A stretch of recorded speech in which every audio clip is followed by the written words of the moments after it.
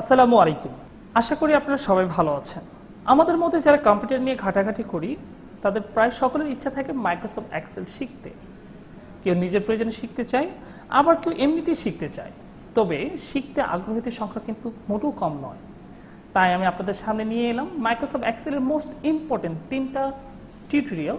যে 3টা টিউটোরিয়াল যদি আপনি ক্যাপচার করতে পারেন, কভার করতে পারেন, আমি ইনশাল্লাহ বিশ্বাস করি আপনাদের এক্সেলের মোটামুটি যে কাজগুলো আপনি প্রায় 90% কাজ কমপ্লিট করতে পারবেন।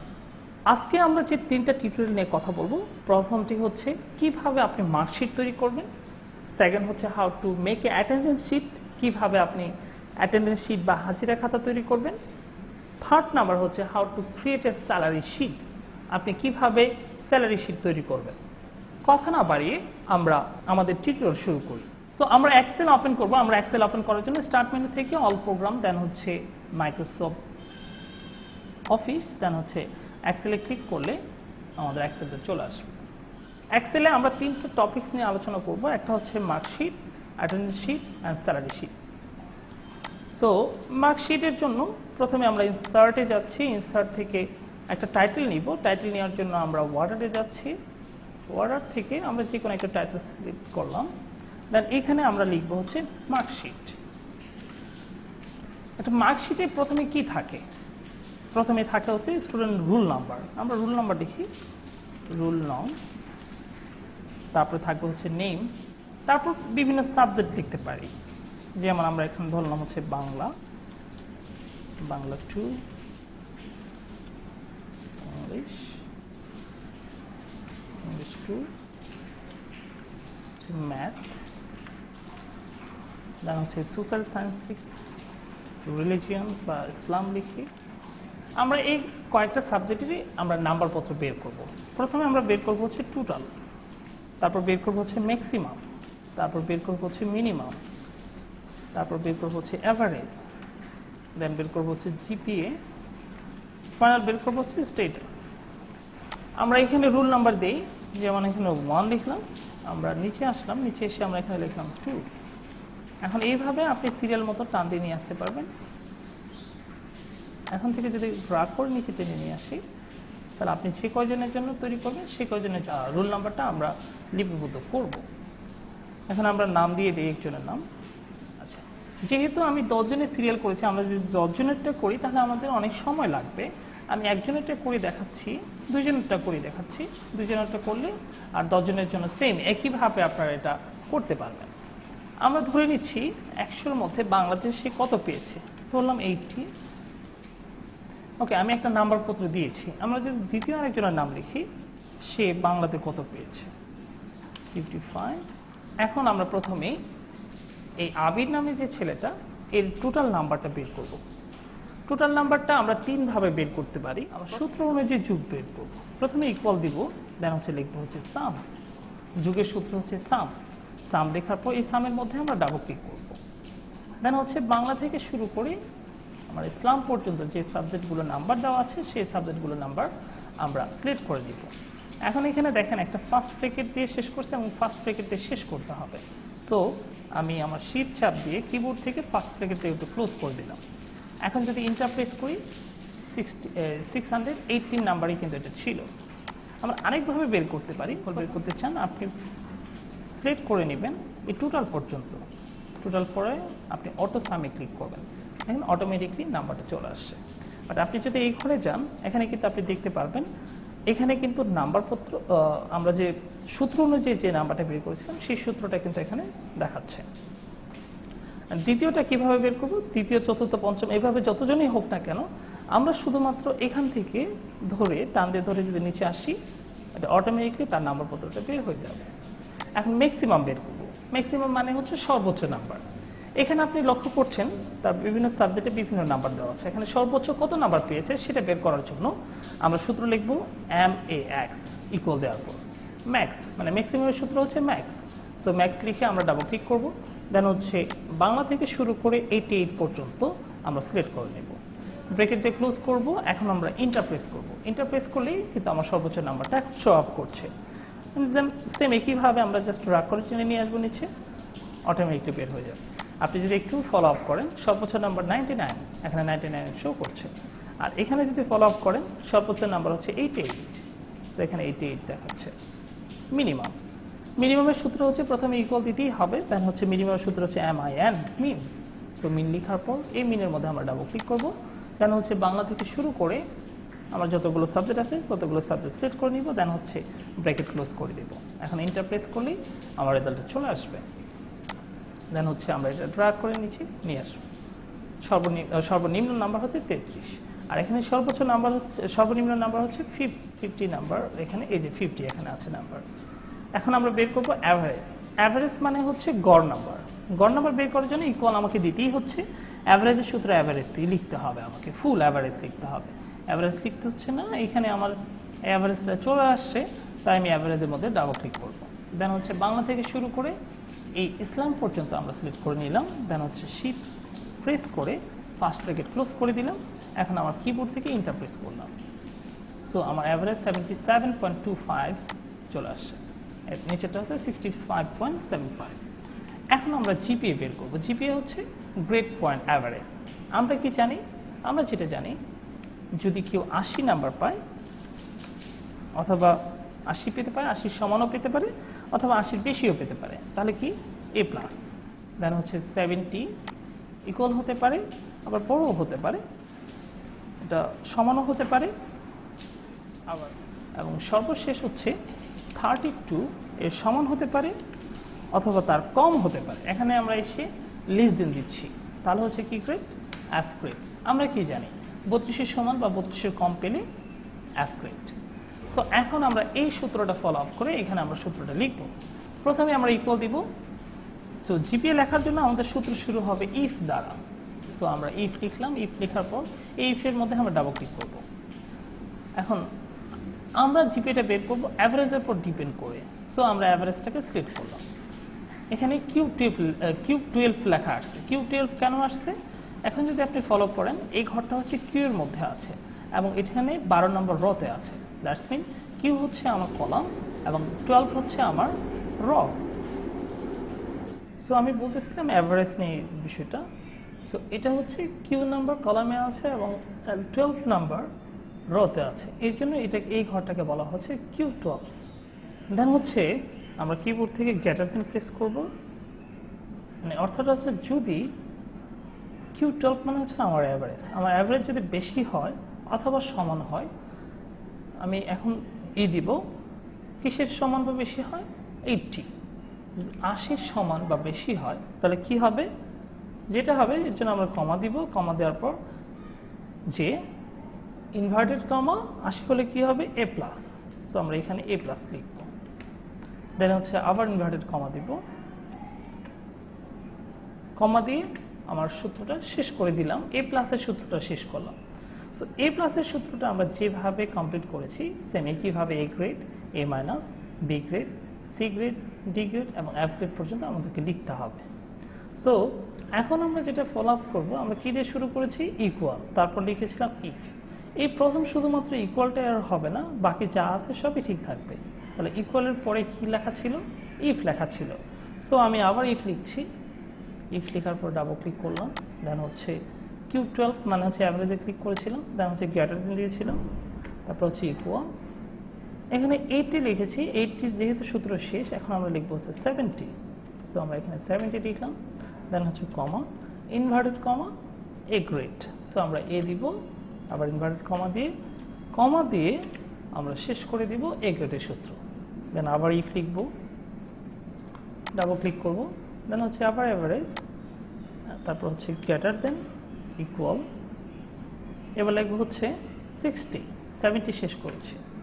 তো 60 লিখব, কমা, ইনভার্টেড কমা,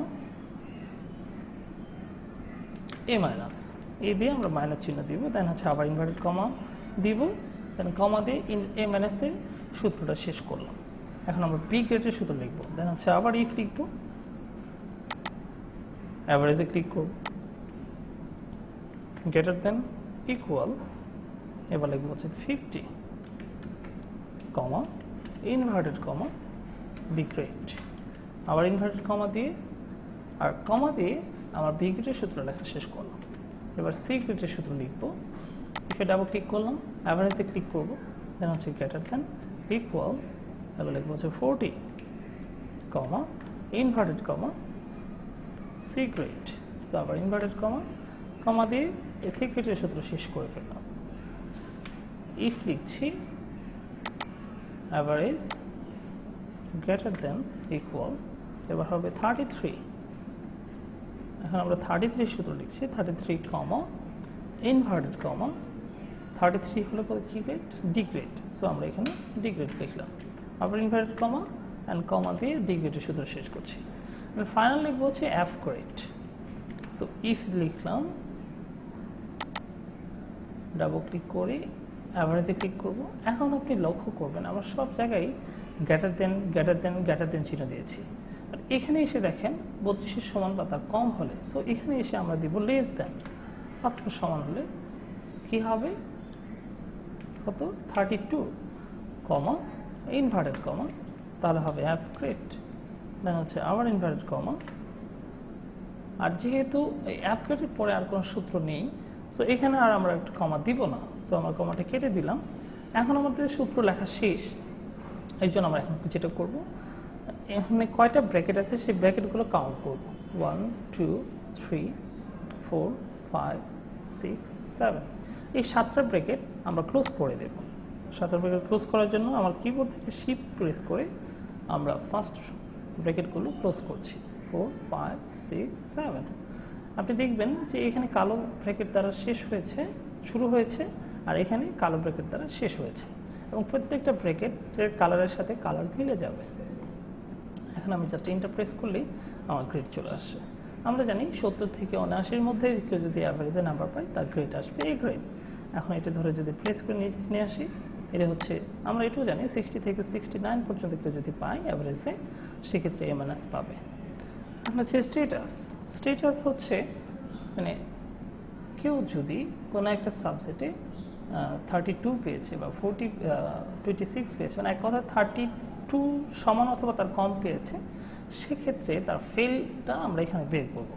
তো সূত্র হচ্ছে প্রথমে ইকুয়াল দিব, ইকুয়াল দিয়ে লিখবো ইফ লেখার পর ইফে ডাবল ক্লিক করব, দেন হচ্ছে আমরা মিনিমামে ক্লিক করব। আমার মিনিমাম যদি বেশি হয় অথবা সমান হয় কার 33 কমা ইনভার্টেড কমা, আমরা কি জানি 33 সমান বা তার বেশি হলে কি হবে? পাস। সো এখানে লিখলাম পাস, দেন হচ্ছে আবার ইনভার্টেড কমা দিয়ে, এই কমার অর্থটা হচ্ছে এখন যা লিখবো এই 33 সমানও হবে না, 33 বেশিও হবে না। যদি কোনো সংখ্যা 33 সমান না হয় অথবা বেশিও না হয়, তাহলে কি হবে? অবশ্যই 33 কম হবে। তাহলে আমরা ইনভার্টেড কমা দিব, দেন হচ্ছে আমরা এখানে লিখবো ফিল, আবার ইনভার্টেড কমা, আমার সূত্র লেখা শেষ, ব্র্যাকেট ক্লোজ করে দিলাম। এন্টার প্রেস করলে আমরা দেখতে পাচ্ছি এখানে পাস। আমরা যদি এটাকে ড্রা করে নিচে নিয়ে আসি, এটা পাস। এখান থেকে কোনো একটা সাবজেক্টে আমি তাকে 31 দিয়ে দিলাম, কোনো একটা সাবজেক্টে 31 পেয়েছে। এখন যখন আমি 31 ক্লিক করে নিচে ক্লিক করেছি, অটোমেটিকলি কিন্তু এখানে ফেল চলে আসছে।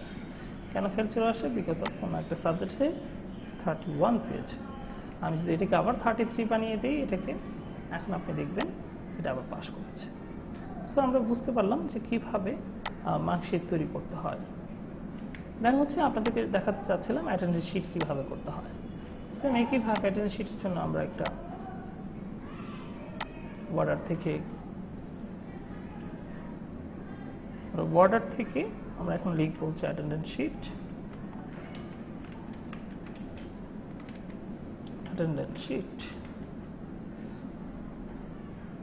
এটাকে আমি উপরে নিয়ে যাই।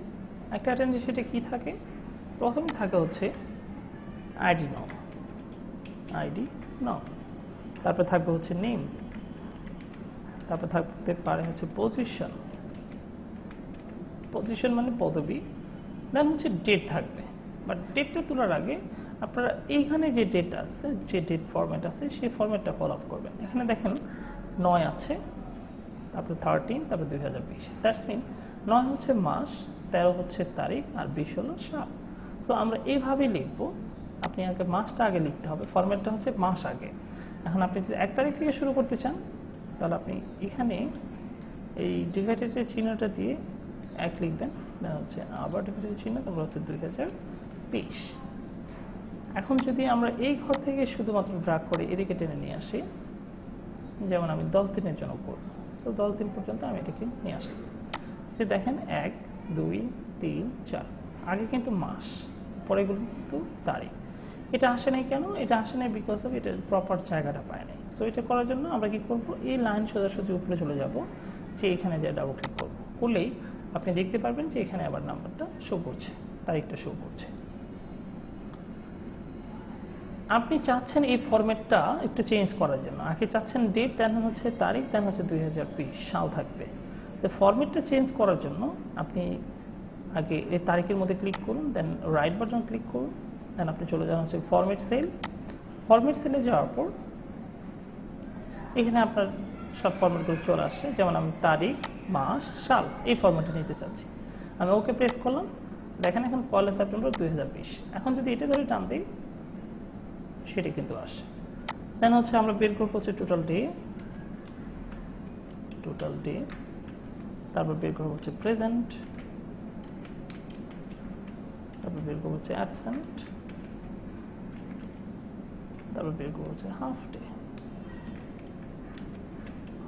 ডে। সো এখানে একটা আইডি নাম্বার দিয়ে দিচ্ছি, আমরা নেম দিয়ে দিচ্ছি,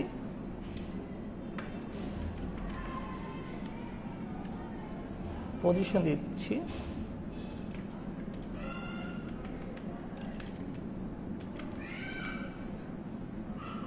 ওকে। এই জায়গাটাও আবার পাচ্ছে না, সো এই জায়গা সরাসরি এখানে এসে আমরা ডাবল ক্লিক করবো, জায়গাটা পেয়ে যাবে।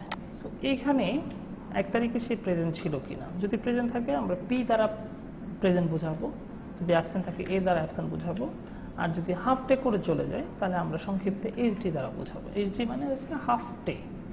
আমরা এটাও ধরলাম প্রেজেন্ট ছিল, এই তারিখে সে প্রেজেন্ট ছিল, অ্যাবসেন্ট ছিল। এখন আমরা টোটাল ডে বের করবো। টোটাল ডে বের করার জন্য প্রথমে আমরা ইকুয়াল দিব, ইকুয়াল দেওয়ার পর আমরা প্রেজেন্ট টোটাল ডে বের করার সূত্র হচ্ছে কাউন্টটা। সো আমরা লিখবো কাউন্টটা, COUNTA, কাউন্টটা।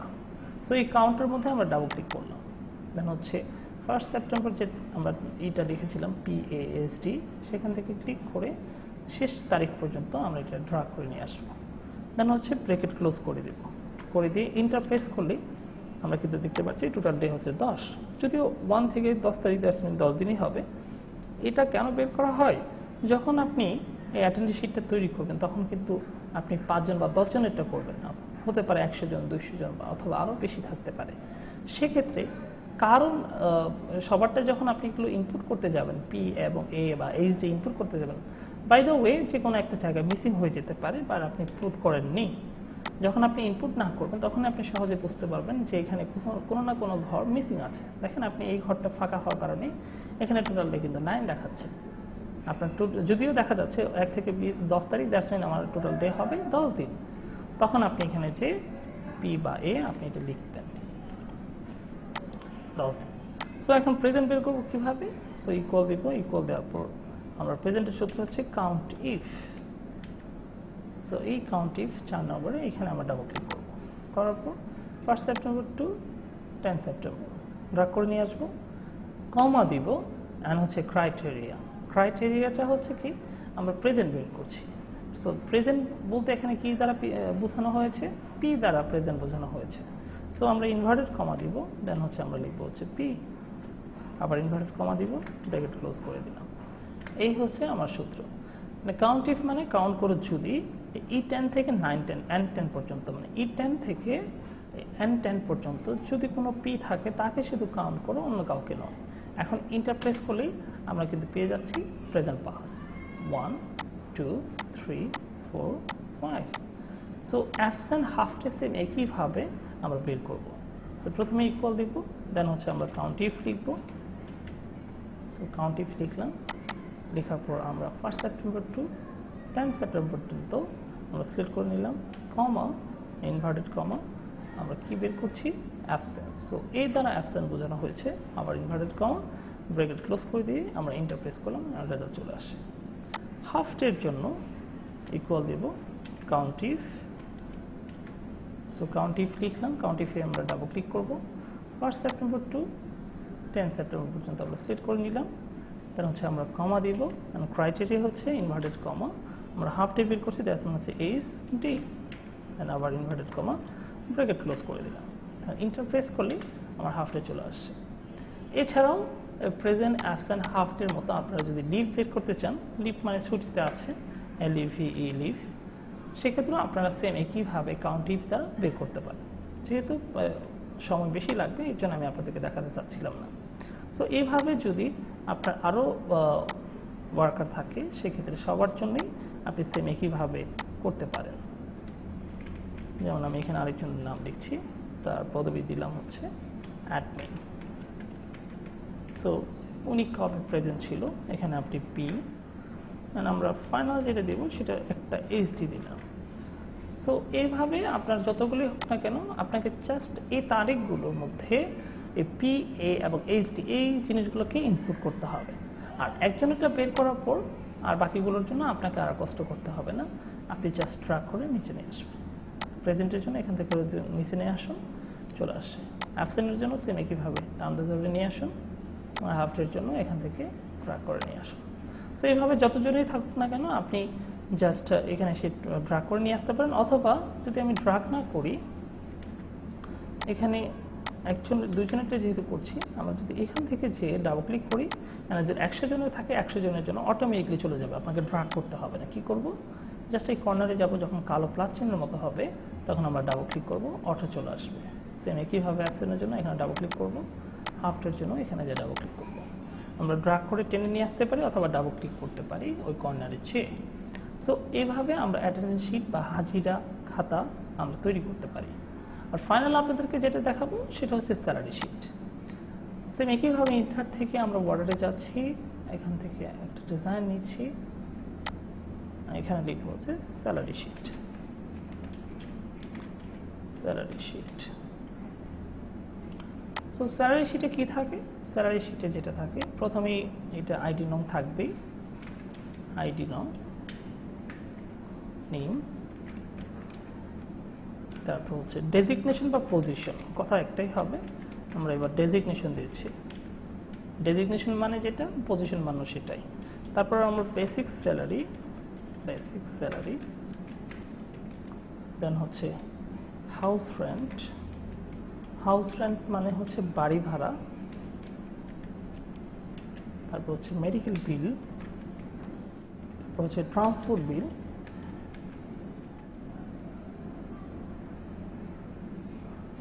তারপর আমরা বের করবো হচ্ছে গ্রস স্যালারি,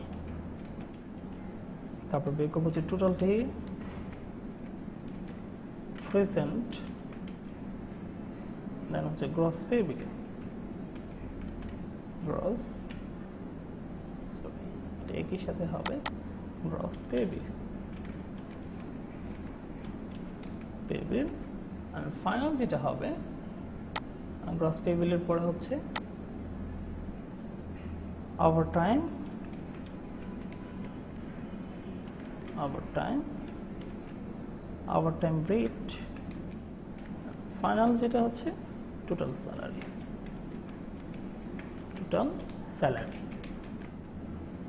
আমার ঘরগুলোকে একটু বড় করে নিই, যেগুলো জায়গা পায়নি সেগুলোর জন্য।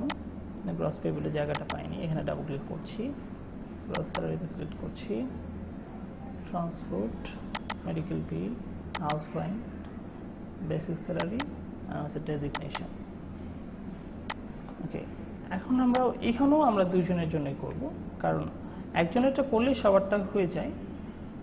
সো আমরা এখানে একটা আইডি নাম্বার দিচ্ছি, এখানে নাম দিলাম, ডেজিগনেশন দিচ্ছি অ্যাসিস্ট্যান্ট ম্যানেজার, অ্যাসিস্ট্যান্ট ম্যানেজার, দ্বিতীয় জনের দিচ্ছি ম্যানেজার। আমরা এই ঘরটাকে একটু বড় করে নিচ্ছি। এখন বেসিক স্যালারি ধরলাম, এনার হচ্ছে 25,000 এবং ম্যানেজারের বেতন হচ্ছে 35,000। এখানে হচ্ছে house rent, medical bill, transport বিল, এইগুলো ধরা হচ্ছে কোম্পানির নিয়ম অনুযায়ী। যদি সরকারি চাকরি হয় সরকারি রুলস অনুযায়ী, আর কোম্পানি হলে কোম্পানির রুলস অনুযায়ী হয়। ওই স্যালারি, বেসিক স্যালারির উপর ডিপেন্ড করে house rent, medical bill, transport বিল এগুলো ধরা হয়ে থাকে। সাপোজ আমি ধরে নিচ্ছি 50% দিবে হচ্ছে হাউস রেন্ট, মানে এই বেসিক স্যালারির 50% হাউস রেন্ট মানে বাড়ি ভাড়া দেবে। মেডিকেল বিল দিবে হচ্ছে 8%, আমরা ধরে নিচ্ছি। দেন হচ্ছে ট্রান্সপোর্ট বিল দিবে হচ্ছে 5%। এটা এই 50%-এর জায়গায় 40% থাকতে পারে, মেডিকেল বিল 8%-এর জায়গায় হয়তো 10% থাকতে পারে। এটা আমি আমার মতো করে ধরে নিচ্ছি। ট্রান্সপোর্ট বিল হয়তো 7%ও থাকতে পারে। এটা কোম্পানির রুলস অনুযায়ী যেভাবে আছে সেভাবেই এটা আমরা বসানোর পর এখন আমরা বের করবো বাড়ি ভাড়া কত দিবে। কারণ আমরা এখানে অলরেডি আমাদের কোম্পানি বলেই দিয়েছে 50% হাউস রেন্ট দিবে, তাহলে 25,000 টাকা 50% কত টাকা আসবে সেটা আমরা বের করবো। যদি আমরা বুঝেছি 25,000 অর্ধেক হচ্ছে 12,500 টাকা, সেটাই আসবে। বাট আমরা বের করবো কীভাবে? প্রথমে আমরা ইকুয়াল দিব, ইকুয়াল দেওয়ার পর বেসিক স্যালারি সিলেক্ট করবো, দেন হচ্ছে ডিভাইডেড করবো, দেন হচ্ছে 50 ইন্টু, সরি এখানে 50 হবে না, এখানে হবে হচ্ছে 100 ইন্টু 50। এটা আমরা শতকরা নিয়ম অনুযায়ী যারা ফলাফল বের করেছি ক্লাস 6, 7, 8-এ থাকা অবস্থায় সেই নিয়মে করেছি। কারণ আমাদের যে টাকাটা আছে সেটা যদি শতকরা বের করতে হয় সেটাকে 100 দ্বারা ভাগ করতে হবে এবং যত পার্সেন্ট সেই পার্সেন্ট দ্বারা গুণ করতে হবে। গুণ করলে আমাদের শতকরাটা বের হয়ে যাবে। সো এই নিয়মেও আমরা বের করতে পারি। এছাড়াও আমরা আরেক নিয়মে বের করতে পারি। প্রথমে ইকুয়াল দিব, দেন হচ্ছে বেসিক স্যালারি সিলেক্ট করব, ইন্টু 50%। 50 দিয়ে পার্সেন্টের চিহ্ন দিতে হবে যদি আপনি ইন্টু দিয়ে ডিরেক্টলি বের করতে চান। সো ইন্টু দিয়ে আমরা 50% দিলাম, এখন ইন্টার প্রেস করলে আমার রেজাল্টটা চলে আসছে। এখন আমি যদি এটা ধরে টান দিই, এটা অটোমেটিকলি এই 35,000-এর জন্য তাকে 17,500 টাকা দেওয়া হবে হাউস রেন্ট।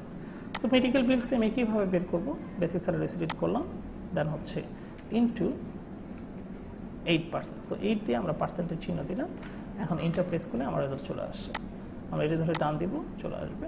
ট্রান্সপোর্ট বিলও সেম একইভাবে বের করব, ইকুয়াল বেসিক স্যালারি সিলেক্ট করলাম ইন্টু 5%। সো 5 দিয়ে আমরা পার্সেন্টের চিহ্ন দিলাম, মানে ইন্টার প্রেস করলে চলে আসবে। এটার জন্য এইভাবে যতজনেই হোক না কেন এখানে ডাবল ক্লিক করলেও কিন্তু আপনার রেজাল্টটা অটোমেটিকলি চলে আসবে। গ্রস স্যালারি এখন টোটাল কত টাকা আসছে, মানে এইগুলো সব মিলে, যেমন basic salary, house rent, medical bill, transport bill. এছাড়াও এখানে কিন্তু ট্যাক্স, ভ্যাট যদি থাকতো বা প্রভিডেন্ট ফান্ড থাকতো, এগুলো সব কিছু বাদ হতো এই গ্রস স্যালারি থেকে যদি কারো এই অপশনগুলো থাকতো। যেমন প্রভিডেন্ট ফান্ড আছে, ট্যাক্স আছে। আমরা কি জানি প্রভিডেন্ট ফান্ড কী করা হয়, একটা নির্দিষ্ট সময়ের পর ওই টাকাটা কোম্পানি তাকে দিয়ে দেওয়া হয়, তার বেতন থেকে টাকাটা কেটে নিয়ে একটা নির্দিষ্ট সময় পর ওই টাকাটা দিয়ে দেওয়া হয়।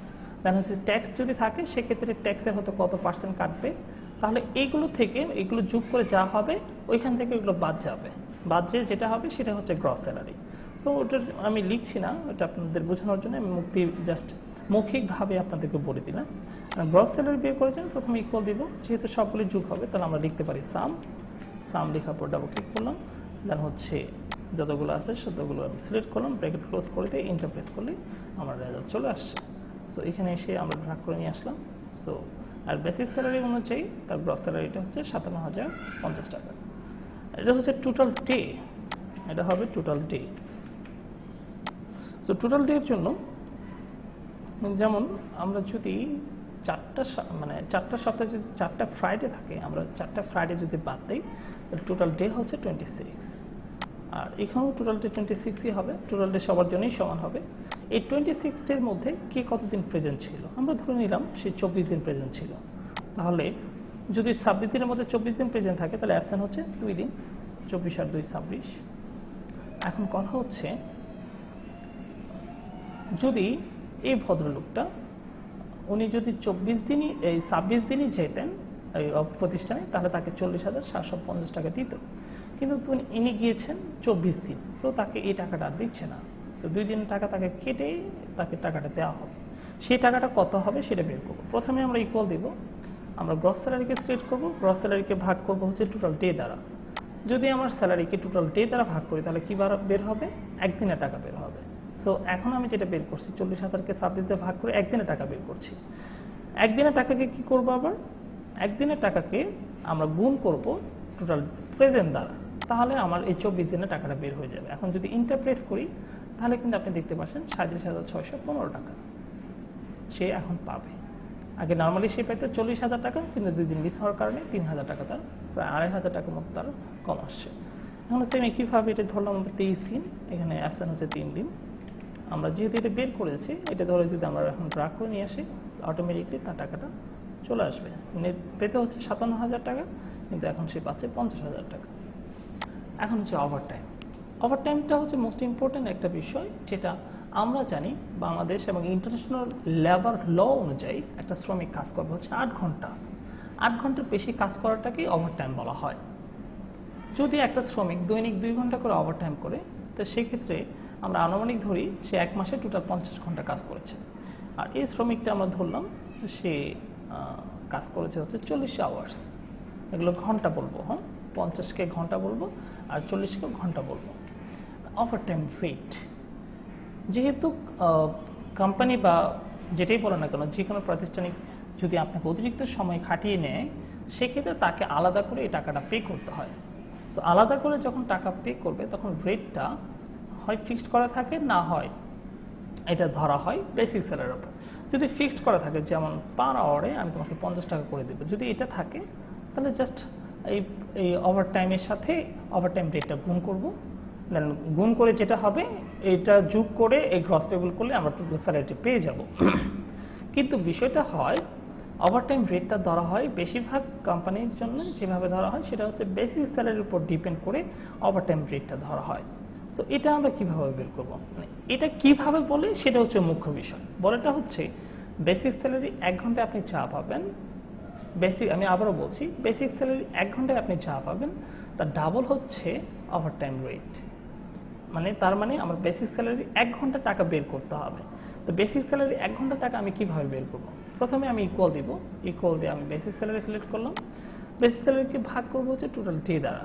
টোটাল ডে দ্বারা আমি যদি টোটাল ডে দ্বারা ভাগ করি, তাহলে আমার কী বের হবে? 1 দিনের টাকা বের হবে। 1 দিনে আমরা কয় ঘন্টা কাজ করি? একদিনে কাজ করার নিয়ম হচ্ছে 8 ঘন্টা। তাহলে ভাগ 8 দিব, তাহলে কী হলো? 1 ঘন্টা টাকা বের হলো।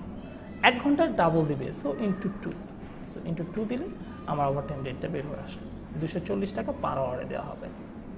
আর টোটাল স্যালারিটা কীভাবে হবে? প্রথমে আমরা ইকুয়াল দেব ওভারটাইম ইন্টু ওভারটাইম রেট, এই দুটো গুণ হবে। কারণ আমি 240 টাকা করে পাবো প্রতি ঘন্টা 50 ঘন্টার জন্য। তো 50-এর সাথে 240 আমি গুণ করলাম, আর যোগ হবে এই গ্রস পে বিলটা, কারণ আমি এটা 24 দিনে 8 ঘন্টা করে ডিউটি করে এই টাকাটা পাচ্ছি।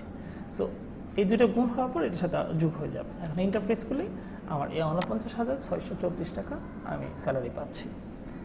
এছাড়াও আমরা যদি একটু সোজাসুজি করতাম, প্রথমে ইকুয়াল দিলাম, গ্রস পে বিল সিলেক্ট করলাম, এটা যোগ হবে কি ওভারটাইম ইন্টু ওভারটাইম রেট, এই দুইজন গুণ হওয়ার পর এর সাথে যোগ হয়ে যাবে। যদি ইন্টারপ্রেস করি সেম একই রেজাল্ট চলে আসবে। সো এটার জন্য ওভারটাইম রেটটা আমরা ট্রাক করে নিয়ে আসলাম। আর যেহেতু বেসিক স্যালারি বেশি 25,000, এর জন্য তার ওভারটাইম রেট 336 টাকা পড়ে। আর টোটাল স্যালারি তার জন্য একটু বেড়ে যাবে, সে 63,928 টাকা পাচ্ছে। সো এই হচ্ছে salary sheet. So dear viewers, এতক্ষণ পর্যন্ত যারা আমার ক্লাসগুলো দেখছিলেন তাদেরকে অসংখ্য ধন্যবাদ। যদি আপনারা এখান থেকে একটু হলেও উপকার পান, তো আমার পরিশ্রমটা সার্থক হবে। সবাই ভালো থাকবেন, সুস্থ থাকবেন, এই কামনায় আজকের মতো শেষ করছি। আসসালামু আলাইকুম।